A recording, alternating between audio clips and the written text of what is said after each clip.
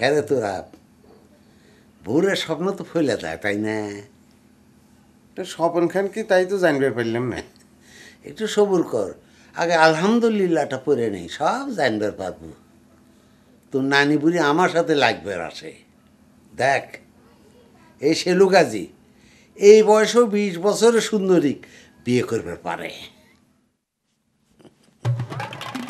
তাহলে তুমি সত্যি সত্যি পাত্রী দেখবে গেছিলে না? না, আমার ছোট নারীকে আমি নিজ চোখে দিকে পছন্দ করবে পারলাম না, এটা কোনো কথা হলো না। না, অসুবিধা নাই, তোর চোখে পছন্দ হবি। এখন তুই এই গানটা গাইতে গাইতে আমাকে ঘুম পাড়ায় দে তো দেখি।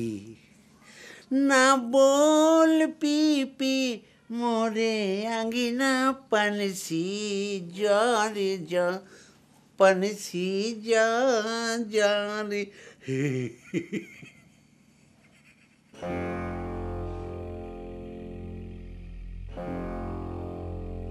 শেষ পর্যন্ত তুই আমার সতীন হবু কেন চম্পা? আমি তো সত্যি সত্যি তোর কাছে হারিয়ে যাব। তোর রূপের কাছে তো আমি কিছুই না। নানি, ইয়ার কি করার সময় এখন না, ঘটনা করলাম মেলা দূর চলে গেছে। তোর বাপ মাই বা কিরাম লোভী! সি সি সি, 2 বিঘা জমির জন্য আমি কাক খারাপ কব? চম্পার মাই মনে করে আমার পর রাগ করে এই কামটা করেছে দাদি।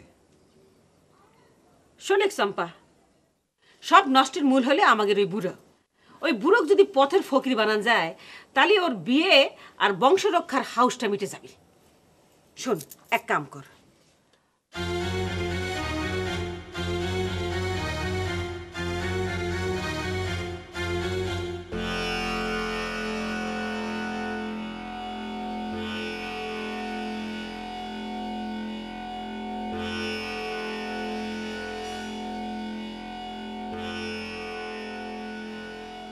আবাজান বাজারে যায় খুব ভালো করে সদাই করে আনেন। বাড়িতে আজ ভালো মন্দ খাওয়ার আয়োজন করা হোক। আসি আম্মাজান, সালাম আলাইকুম।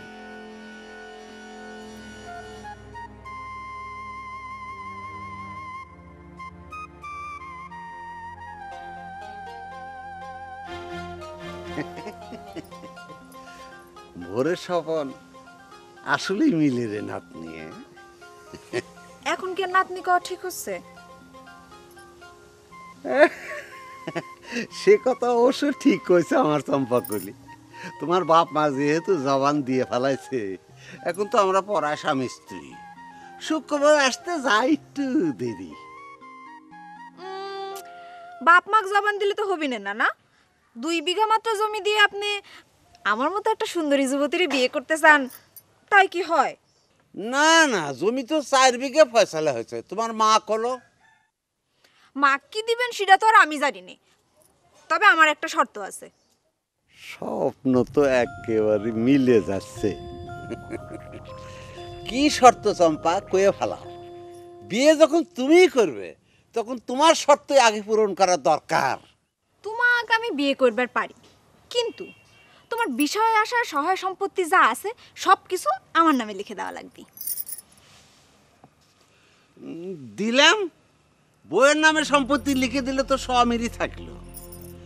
খালি বিয়ের পর ওই ভোদর মার্কা সাওয়াল পাওয়ার সাথে টুকলি মারা চলবি না। আর সম্পত্তির দলিল পাবে তুমি বাসর রাত পার হওয়ার পরের দিন। জি না, সম্পত্তির দলিল আমি হাতে নিয়ে গেন, তারপরে বিয়ে করবার বসবো। রাজি?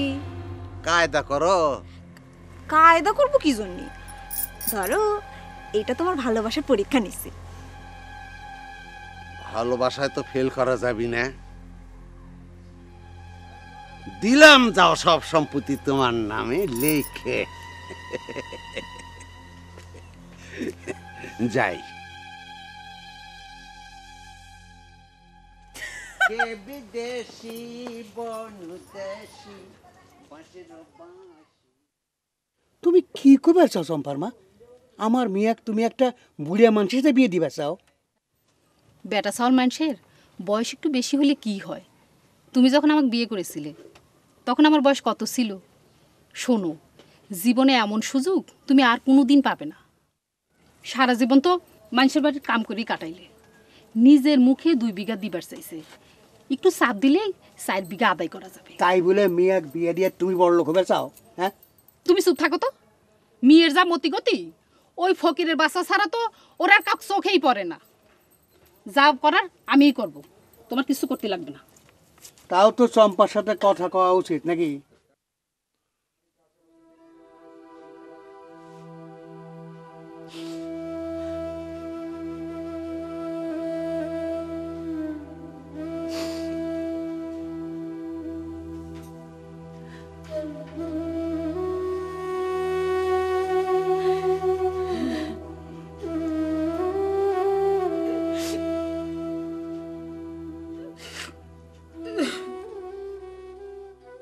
এই শাড়ি আর এই দলিল তোমার স্বার্থ পূরণ হয়ে গেল।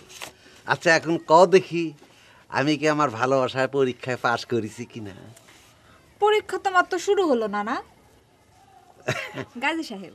অসুবিধে নাই, অনেক দিনের নানা ডাকার অভ্যাস। আচ্ছা আমি কি চুলে কলপ লাগাবো? না, কোনো দরকার নাই। শুধু শুধু চুলে কলপ দিয়ে বয়স কমানোর কি দরকার কও? তুমি আসলেই বুদ্ধিমতী।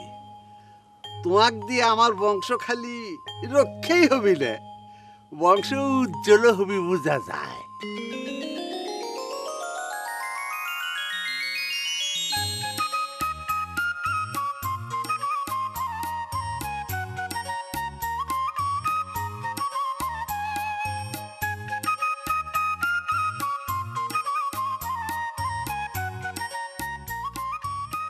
কাজই এখন আসতেছে না কেন?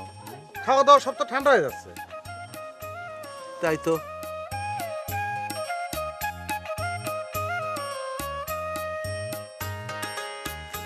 দাদা, দেখছো তোরা ভূদর কত ভালো, নিজে যাক ভালোবাসতো, তার বিয়ের জন্য কাজী সাথে করে নিয়ে আসছে। আসেন আসেন আসেন আসেন কাজী সাহেব আসেন। শুরু তো করবি। দাদা তুমি কিন্তু আসলে খুব খারাপ মানুষ। একজনের বিয়ে করা বোর সাথে তুমি আবার বিয়ে করবে চাচ্ছাও। তুমি জানো এটা কত বড় অপরাধ? রসিকতা করার সময় না, কাজী আসো। হ্যাঁ আসেন আসেন আসেন আসেন আসেন। বসেন, এই শরীরে বসেন। রসিকতা না দাদা, এই জন্যই তো কাজের সাথে করে নিয়ে আইছি। আপনি সব কিছু জিজ্ঞেস করেন। দুষ্ট দুষ্ট। কাজী সাহেব বলেন। জি গাজী সাহেব ঠিকই বলেছে। কয়েকদিন আগে এই সিরাজদৌল্লার সাথে ওই চম্পা বেগমের বিয়ে আমি নিজেই দিয়েছি।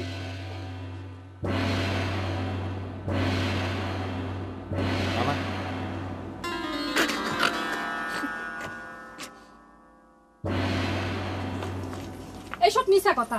এই বিয়ার সাক্ষী কিডা? এই যে আমি নিজে সাক্ষী, সাক্ষী আরো আছে। এখন কি হবি? ও বুড়ি তোরা তো আমার সর্বশান্ত করে ছাড়ছিস, আমি এখন পথের ফকির হয় আগে ফিরে। আমার সঙ্গে খুব বাহাদুরি দেখাইছিলে তাই না? এখন যাও বংশ রক্ষা করে দে। বুড়া বলে ভিমরাতে ধরেছে।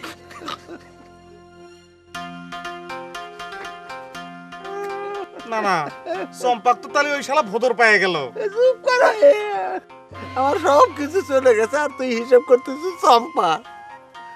ভাই ভূত চম্পা, তোরা সকলে মিলে আমার এই সর্বনাশটা করলু রে, আমার পথের ফকির বানালো রে। না না, আপনি যান বাড়িতে, নানির কাছে যান। কেমনে বাড়িতে যাবো? বাড়ি আছে, দলিল নাই, সম্পত্তি নাই, কিছু। এই নেন, এই নেন আপনার দলিল। আপনার সম্পত্তির আমার কোনো দরকার নেই। আমি আমার ভালোবাসার মানুষকে পেয়ে গেছি, সেটাই আমার কাছে সবচেয়ে বড় সম্পত্তি। সিরাজউদ্দৌলা চলো। দাদা বালিশ।